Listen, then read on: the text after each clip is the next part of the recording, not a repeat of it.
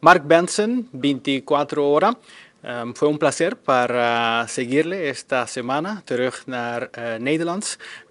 Zoals we al hebben gezegd, u komt naar Aruba over een paar maanden.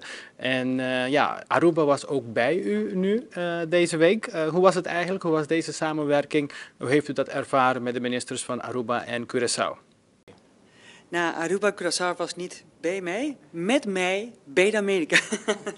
En nou, ik denk dat het wel heel belangrijk is dat wij niet alleen maar als land Nederland, maar als het 4 landen binnen het Koninkrijk Nederland zich hier presenteren in deze 2 hele belangrijke staten. Wij hebben te maken met Californië, dat als een land zou zijn de 5e echte land qua economie ter wereld, en Texas de 9e. Dus, en we hebben heel veel te bieden samen als Koninkrijk. Dus ik voelde me wel aangesterkt door echt de aanwezigheid van de 2 ministers van Aruba en Curaçao. En ik hoop dat niet dat de laatste keer is. En we hebben gewoon hele ook plezierige momenten gehad. Dus het was een hele goede ervaring. Nou, nummer 1, ik denk dat ze sinds haar geboorte is aan het voorbereiden in de zin van, zoals elke kind moet gewoon echt naar school, moet echt naar middelbare school. En nu is er een nieuwe fase wat ze echt gaat studeren.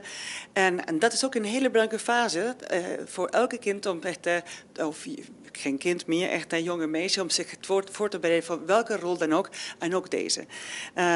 Niet alleen maar het studeren in de universiteit, maar ook echt alleen wonen, echt andere mensen leren kennen. En zichzelf te leren kennen, wat mijn man altijd zegt. Dat is een heel belangrijk onderdeel. Dus dat is nummer 1 en dat is prioritair. En ja, ze heeft heel veel Koninginnedagen meegemaakt. Intreden in de Raad van State. Nu natuurlijk voor de eerste keer Prinsjesdag. In februari natuurlijk naar de Cariben met ons. Dat zijn allemaal kleine stapjes om voor haar echt aan de voorbereidingen te doen. En we kijken echt enorm naar uit. En ik denk dat mijn man heeft hetzelfde gedaan. En ze zal het ook echt enorm omarmen.